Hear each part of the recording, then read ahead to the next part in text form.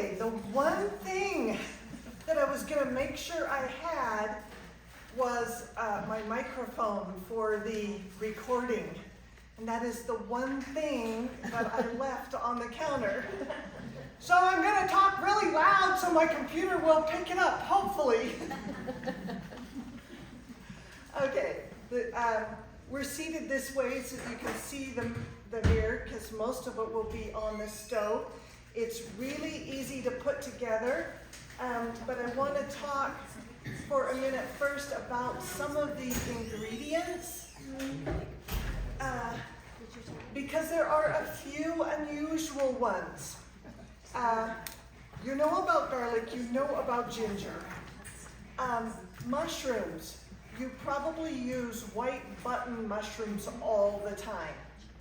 White button mushrooms do not necessarily have any medicinal benefit to them, but there are mushrooms that do boost the immune system and do decrease inflammation and do have antimicrobial properties. And those are listed on your handout.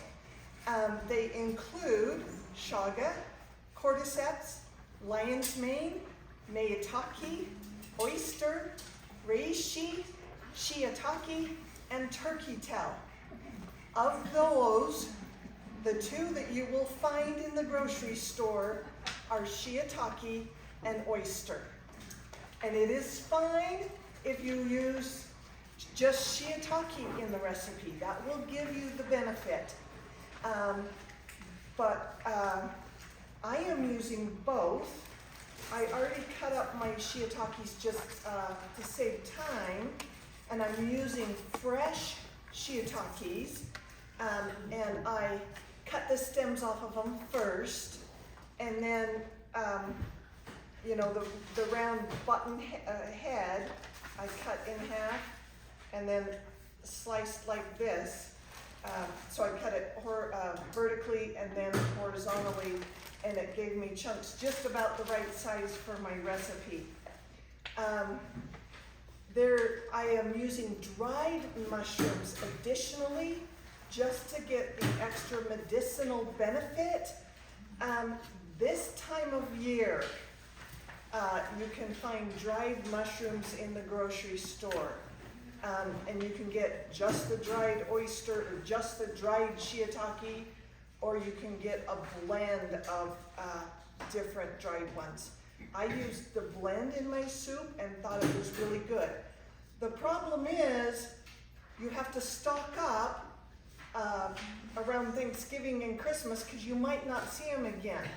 And so I went online to see what might be available for you to order, and that is the last page of your handout. You can get dried shiitake whole or dried shiitake powder, or you can get an immune blend whole or in a powder. Where do you find this? And so you can buy anything in this world with Amazon. I knew you had this thing. Oh, goody. But aside from Amazon, let's see, where have I gotten mine? I am actually trying to go to the producer. I just Google it and look for a good price. Like Bulk Apothecary or Mountain Rose Herbs or nuts.com. Those are some other places where you can find some of these ingredients. What's a good price? What should we look for? The dried ones are going to be pricey, maybe $1.75 per ounce. But Yeah. I am using a half of an ounce in this recipe. So if you buy a bag and it costs you $15 or $20, it's shelf stable. You can put it in food storage and use it for the next 5 years. So I'm not too worried about the expense there. I'm not sure, but the health food store across the street may. I asked her, I was into her last week to see what ingredients she has. She has mostly gone to supplement form, so almost everything she has is in capsules. She has a few roots and leaves, but not any of the ingredients that I was using. But she did tell me how when she was a little girl in Germany, they would go out and gather mushrooms. It was just part of their food rotation. It was just normal and natural and everyday. And of course they knew which ones to gather. So we kind of drifted from that, where we don't gather our own herbs and we don't gather our own mushrooms. Okay, another one I want to talk about is this astragalus root.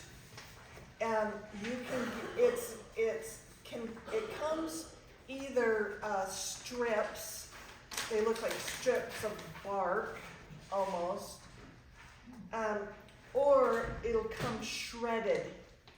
Either way is fine, because you're not going to eat the final product. You're going to wrap it in cheesecloth and steep it in the broth and then remove it before you eat the soup. Now, this is optional. You can still make immunity soup even if you don't have the astragalus. I'm just putting in all the nummies that I can find to uphold the immune system in many different ways. So this is like a foolproof soup. And this has a mild, almost sweet taste to it. So it does add a slightly sweet taste to your soup. And then one of the other unusual ingredients, and like I say, if you don't have astragalus, just leave it out. If you don't have the dried mushrooms, just leave them out. They do, because they're dried, help thicken the soup a little bit. So if the soup is too thin to you, just add a tablespoon or two of flour to thicken it up. Okay, this ingredient, hearts of palm. I am using this ingredient for the zinc. Everybody knows the immune system needs zinc, right? Mm-hmm. But when we think of zinc, we think of oysters. Who likes raw oysters? Oh, I'm sorry, I apologize to you.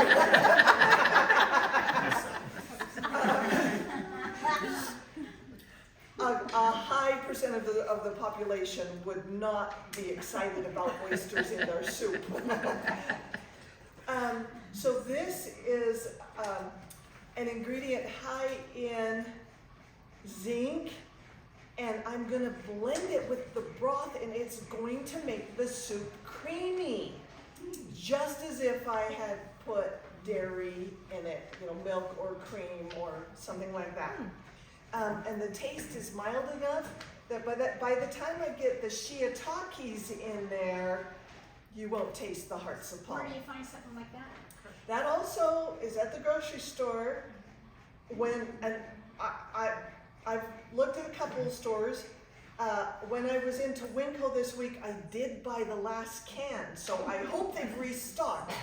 If you cannot find it, an acceptable substitute for flavor and texture is artichoke hearts.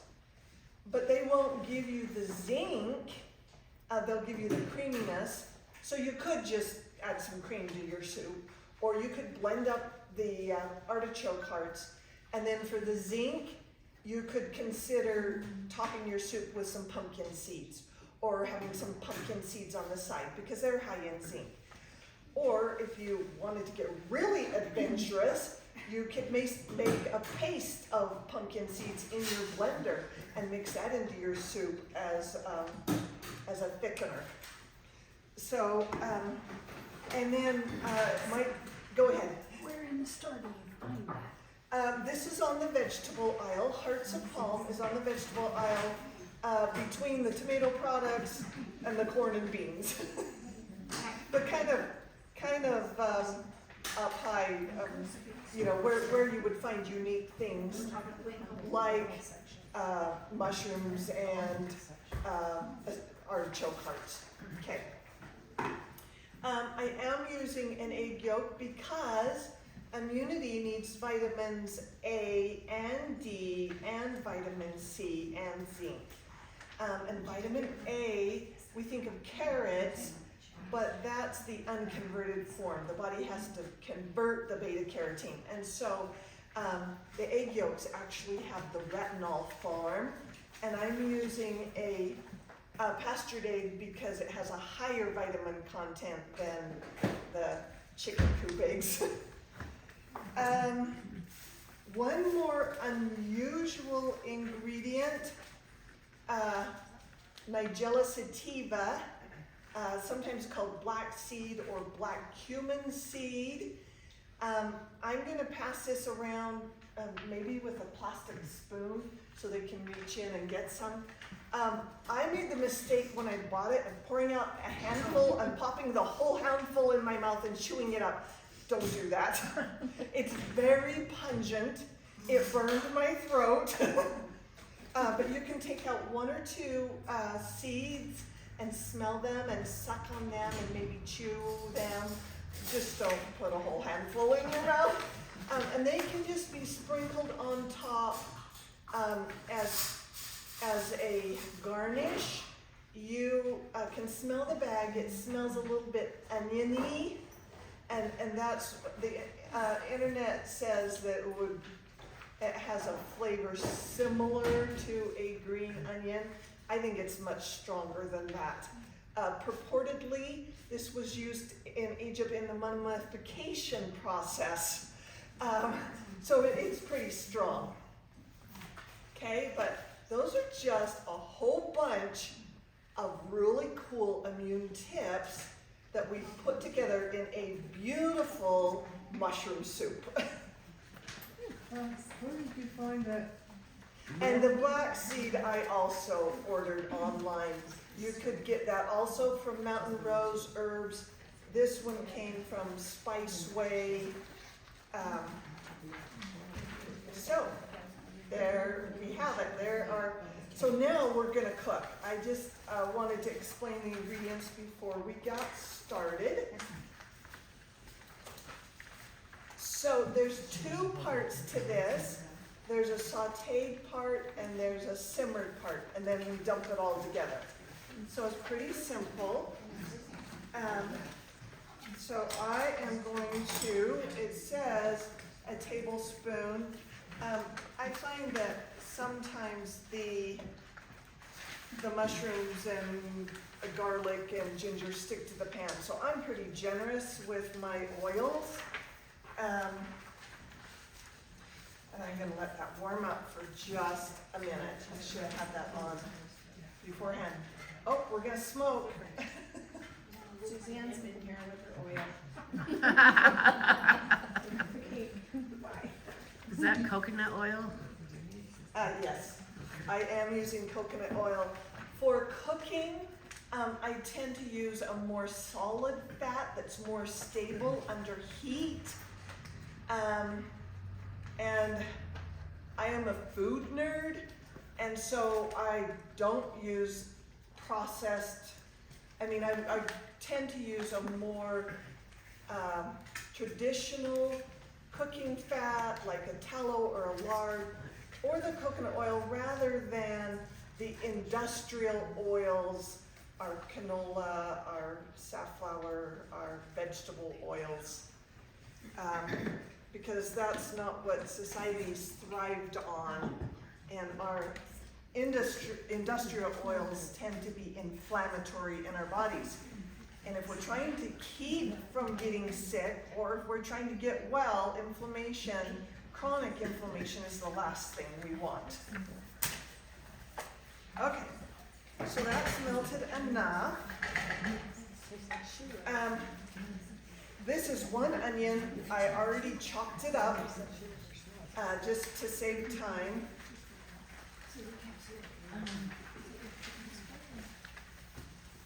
I need my box here. Could you possibly do that on the back burner? Or tip the mirror a little bit more. Could you do it? We don't see it, it's We can't stone. see anything, Oh, but we can see the back burners. okay. Can you tip the mirror? Well, I can do it on both back burners. We'll do that, right? Thank you. Okay, let that one heat up a little bit. Do you see Um, the And celery, onions, celery, and carrot. You can slice your carrots if you want a soup with carrot pieces in it. I want to highlight the shiitake mushrooms and the mushroom chunks. I don't want it to look like a vegetable soup. I want it to look like a mushroom. Whoa, that burner's smoking even worse. Where's the fan? It'll be done in a minute. Somebody's been, Not me. cooking in here. Okay, well, you can't smell it on the video, right? Special effects, Halloween's coming, it's okay. Yeah. Oil of some sort, probably. Okay, and I'll just, So did you almost puree those vegetables? I do them in a food processor just because it's faster, and my husband doesn't like texture, and so I tend to chop overly fine because he doesn't like big chunks. But I mean, you can hand chop it. It's not gonna. You prepare it the way you enjoy it. So the onion, celery, and carrot, that's just a basic mirepoix, right? And that's the base of all beautiful soups. And like I say, you can slice the carrots. I just chop them up because that's my preferred method. And so we're just gonna let those saute for a little bit here, get them mixed in. And then we're gonna get started, while they're sauteing, we're gonna get started on the simmering part. Is that where you put the coconut oil before you did all the vegetables? Yes, I put the coconut oil in the frying pan. Yeah. So they're gonna saute in some oil. Okay, before I pour anything into the pot, I'm gonna get my astragalus ready. Where did you buy your astragalus? Mountain Rose Herbs. Yeah, okay. And I really wish that one was in town. That was the one I was really sad that the little cottage herb shop did not carry. Okay, if you have a food scale, you can weigh out how much, but it's not fussy, okay? It's not fussy.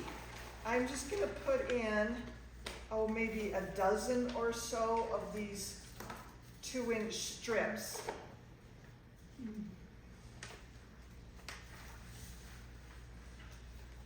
We asked how much that Oh, well, I've got about 15 there. Okay. And I can just tie it together, or I can use some cotton twine to hold it together. Okay, so I just have a little bag there.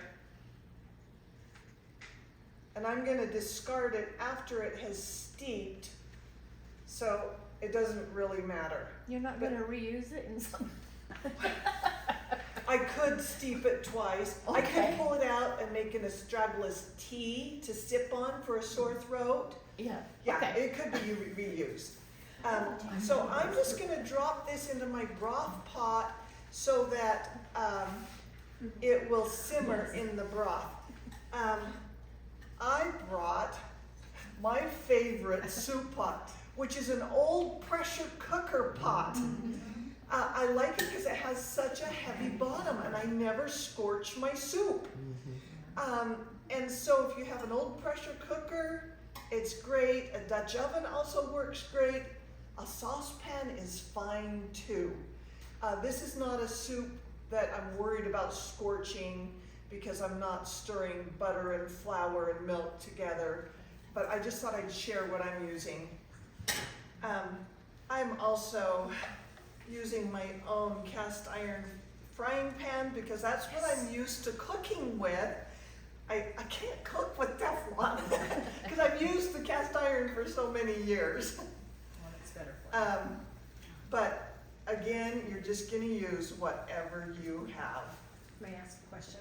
So how many ounces are in that, astragalus package? Oh, did I not? No, I'm just saying. Oh, the whole package? This is a 4-ounce package. And how much did that I'm run? probably using, a half an ounce here.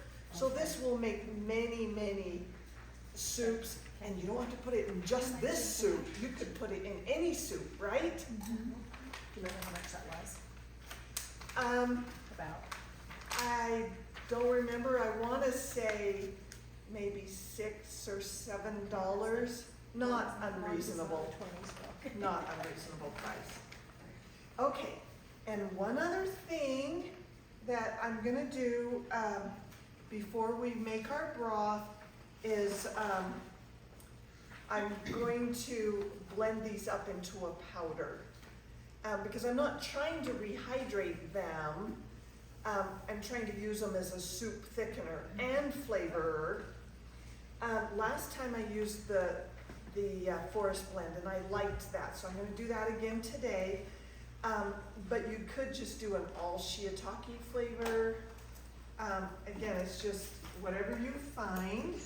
So they do have different flavors, you have, The shiitake has a very earthy, woody flavor to it. I did get a medicinal powder that had lion's mane and cordyceps and chaga and a whole bunch in there, and I thought it was bitter. So I'm recommending maybe you stick with just the dried oysters or dried shiitakes that have a more culinary flavor. okay, that's good to know. Yeah. Okay, so any blender or food processor will do, and I'm just gonna powder them up. A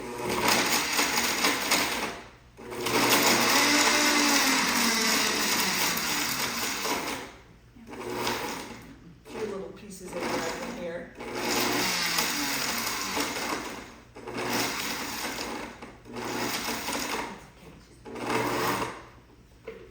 Well, I think we got most of them. Okay, so, mushroom powder. Should not have opened the lid. Okay, so for our broth, I'm gonna turn down this, or I'm gonna burn that. Okay, for the broth, if you make your own broth, that's great. If you purchase a broth, that's great. If you use bone broth, it's got the extra amino acids and minerals in it, and that's always good for immunity. I make my own bone broth, but for today I just purchased one, and I'm going to put about 3 cups in there. I can adjust my soup later. If it's too thick, I can add more later. Or if my mirepoix needs some more, start sticking to the pan, I can defrost the pan with a little more broth. So I'm not using the whole container of broth right now. About 3 cups. Okay, and then the hearts of palm are going to go in there. So I will drain them and show you what they look like. Is it like hearts of a palm tree or what? Hearts of, They are literally the hearts of certain varieties of palm trees. because I only know the big palm trees. Okay, If you watch Survivor, they eat hearts of palm often if they can Oh, find it. really? Oh, that's what they look like. okay. They look like a great big fat cheese stick. They do. Okay, so I'm dumping the whole can in there.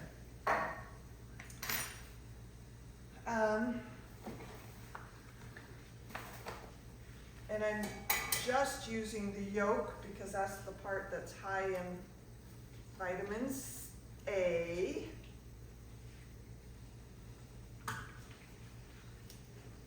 And if this is off-putting to you, you could leave it out, but it's gonna be fully blended and cooked and you won't notice it. I leave my garbage can close to me.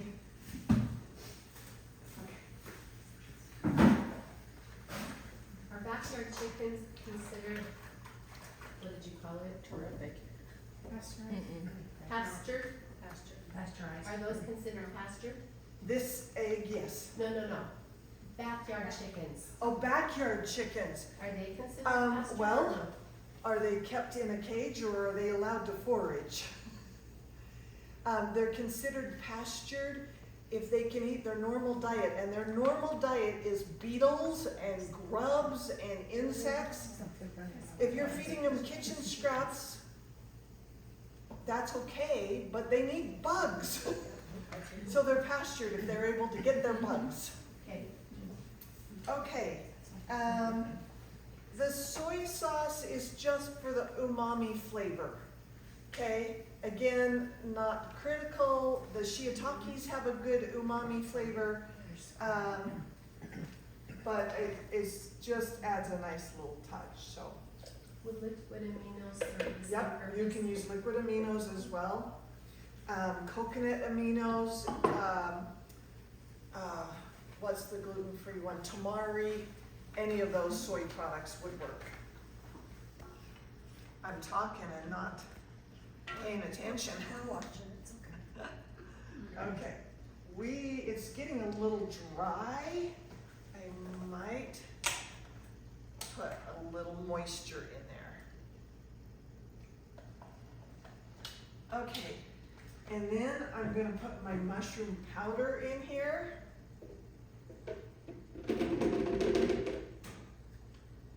Oh, yep, I had a blade that got caught on one little piece that didn't wanna break out. That's okay.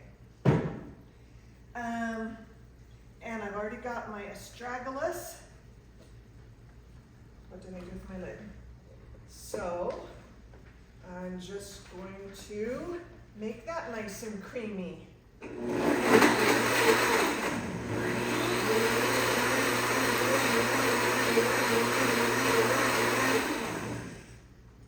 Okay, Where did you find your blender? it was a Christmas gift quite a few years ago. I've probably had it at least 5 years. All right. And I'm gonna pour that over the astragalus root and let that simmer for about 10 minutes while I finish working with the mirepoix. Rear. Okay, let me make sure that I've got everything so far. Okay. Yep. Okay, and I know I'm gonna need a teaspoon of salt-ish. So I'll put some of that in right now. Is that Himalayan Peak? Yeah, or real salt, or, all right. So that is going to come up and just cook for a bit. It's time for me to add the shiitakes and the ginger and the garlic to the mirepoix. I'm not adding them at The mural what? The veggies. The veggies. Mirepoix, That's French. mirepoix, French word. I've learned a new word today. And what is it? I don't want my mushrooms to be completely limp and lifeless, so And these are firm vegetables, so that's why they got a head start. But now I can put the mushrooms in there because I don't want them raw either. I do want them to have that nice savory cooked flavor. I don't want them to be spongy. Looks like I should have brought a bigger frying pan. Oh, but your pot will be big enough to hold it. Yes, it will. Yes. Okay, and they will cook down. Do you want a lid for it? Steam over there? That would be a really nice idea. On your left. Okay. Interesting. I have never heard that word before. Wow. Okay. Okay. They will release water as they cook, but it wouldn't hurt to steam them a little bit. So yes, adding a lid will hasten that a little bit. I'm not sure this lid's big enough. Nope. You got one bigger than that? I don't.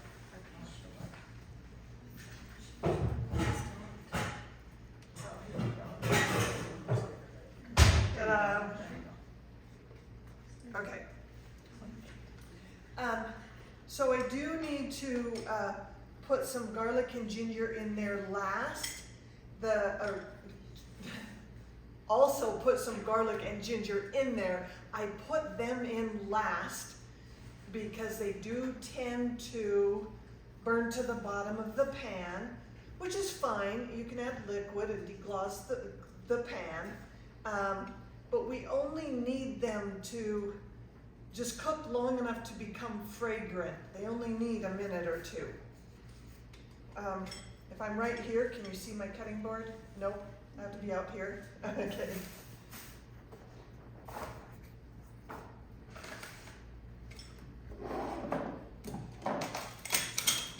Thank you.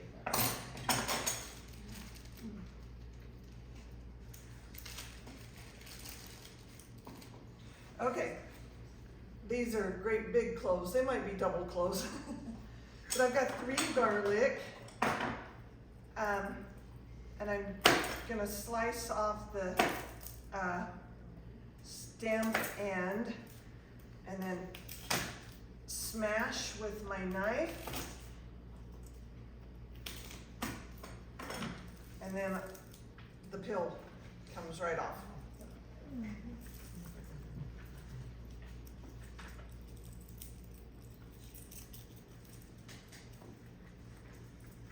All right. Okay, and then I can just squeeze that right into my vegetable mix here. Well, that will burn. Garlic in the burner.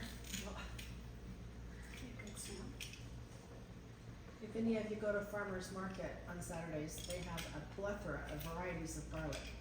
Yes. Take your savings account because it's really pricey, but it's so good. And they actually have, one of the vendors has little placards of the characteristics of each kind you buy. So, just FYI, yeah. Okay. And I'm gonna let that sit for just a minute while I get my ginger ready. Smells yummy.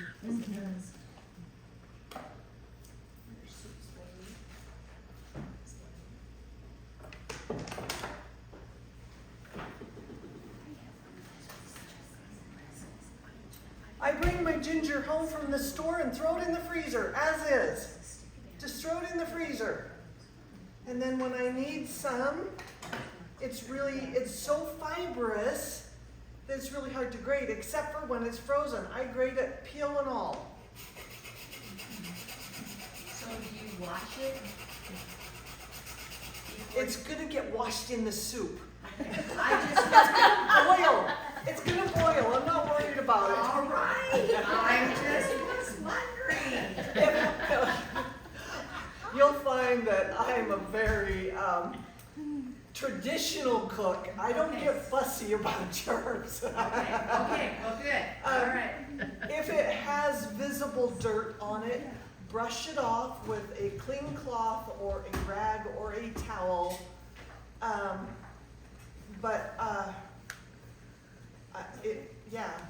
suppose you cook can, it, that yeah. you can peel it before you freeze it.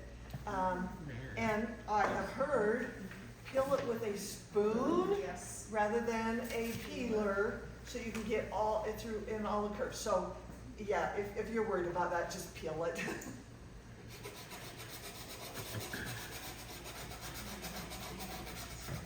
Is this soup intended to prevent illness, or do you eat it when you are sick? It's going to keep your immune system strong if you have not gotten sick yet. It can be used defensively just to strengthen the immune system. If you are sick, oh my goodness, what heavenly comfort food to have a bowl of soup knowing that it's giving your body what it needs to get better. Okay. Does it freeze well? Does it freeze well?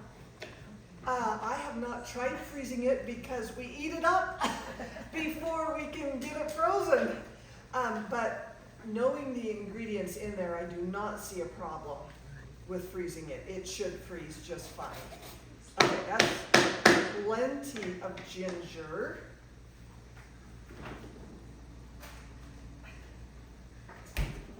Is that like a couple tablespoons? It was about an inch of that root. I just grated off about an inch of it. Okay.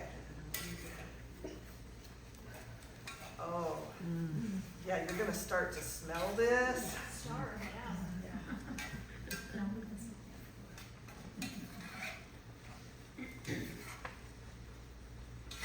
Gotta mix in some of those mushrooms that are on the edges. Since I'm on the little burner, gotta get the edges cooked.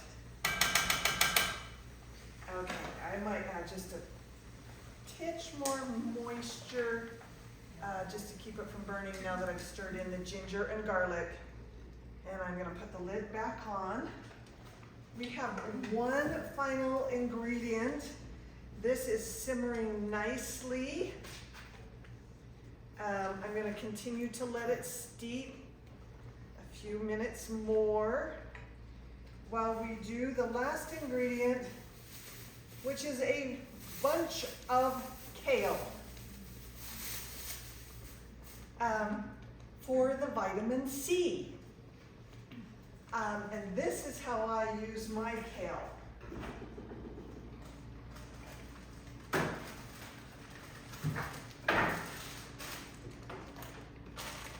This right here is one whole bunch of kale. I don't chop my kale, but it's little itty bitty fragments. So how did it get Little that itty. way? I'm gonna show you. Okay, all right. If you don't chop it, Nope. I don't want stems, yeah.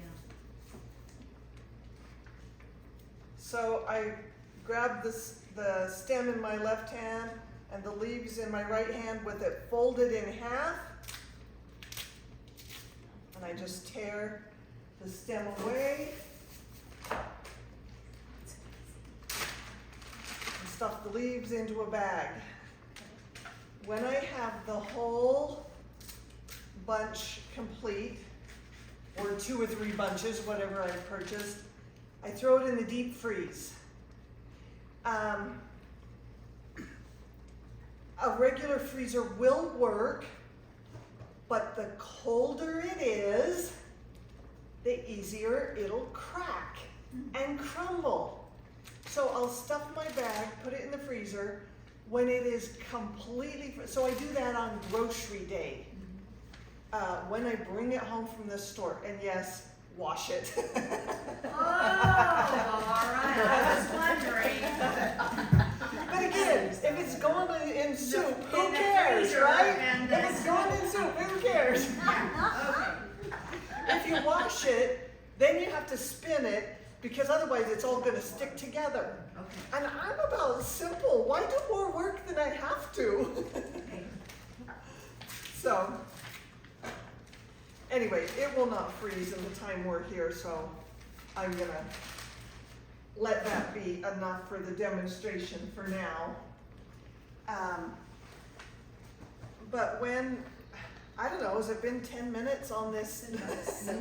I have no sense of time up here.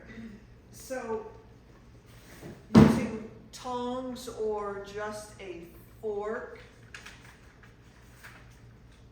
I'm just fishing out the bag of astragalus.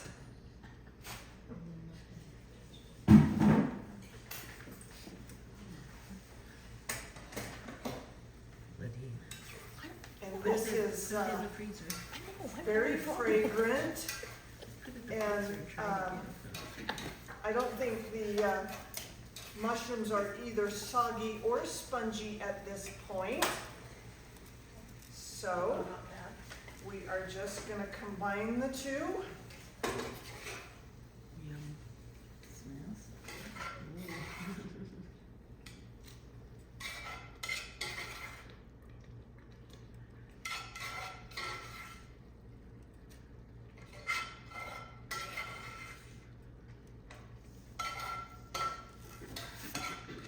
Well, doesn't the egg yolk help thicken the soup too? A little bit, Does it? a little bit. As I'm stirring it, it is not Yeah. I can tell. extremely Yeah, thick. Yeah. If you, so like I say, if you want it thicker, you can blend up more mushrooms and throw them in, or put in a little cornstarch or flour, or use a little less broth. I mean, you know, not rocket science. I've got a question, why just the egg yolk, why not the whole egg? Will the whites do something bad? No, you could use the whole egg. My thought was that the egg white might be a little stringy in the soup. I didn't try it. It would add protein to the soup. So it wouldn't hurt to add the whole egg. I just test drove it with just the yolk, so I haven't actually test driven it with a whole egg. Okay, so we've got everything in except the Kale. kale, and if I put that in right now, it'll bring the temperature down to an eating temperature, because it's so hot, it's too hot to eat right now. So that's also another reason to have it in the freezer. And you know, because I want to highlight the mushrooms, I might not put in the whole bunch. I think I will put in about a cup, but I don't think I'll put in more than that. So, and this is the way I measure a cup. It works. Why wash more dishes than you have That's to? right, that's what I say, yeah. Okay. And there it is. There it is. Now, greens can be bitter. Some medicinal mushrooms can be bitter. So if you find that your soup is bitter, I didn't bring my palm sugar, but you could just put in a tablespoon of palm sugar. You can just put in some maple syrup, just sugar. The palm sugar is compact. It's used in Asian cooking, Thai cooking. It's yellow, and it's a less refined sugar than, it comes in a hard lump and you just throw it in and it dissolves. But you could just add some sweetener, some maple syrup or some sugar, and a little extra salt if you feel like it needs it. And another trick, salt, fat, acid, heat. Those are the things we need to make food delicious. And so a nice little touch is just a splash of balsamic. I didn't put that on the recipe, Oh, But you that's did. Oh, just, you did. I did down at the Oh, bottom, down but at not the on bottom, the yeah. ingredients. Yeah. But that's just a secret tip for soups or stir fries or sheet pan meals. It's just a splash. And I'm not a good judge of salt quantity. We're gonna let this cool and then we're gonna dish it up. We may have to adjust the salt in it. Well, and everybody's different, so if you wanna just set that salt shaker on, they can add what they want, Okay. That's good. yeah. I'm gonna turn off my recording and then we'll open it up for questions and eating.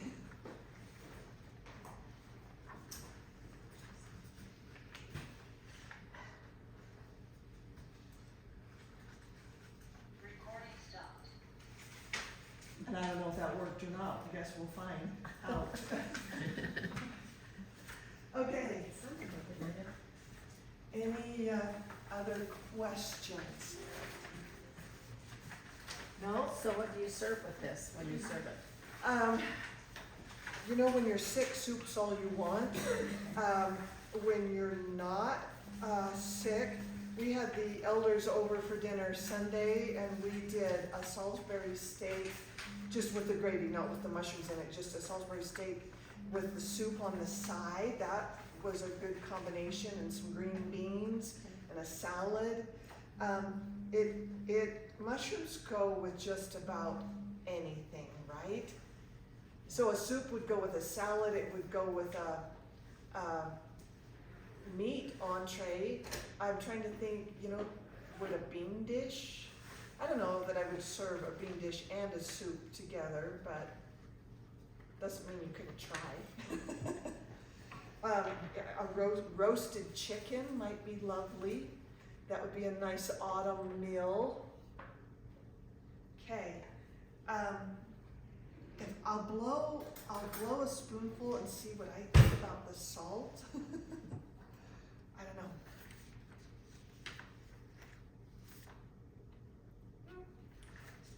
It's close.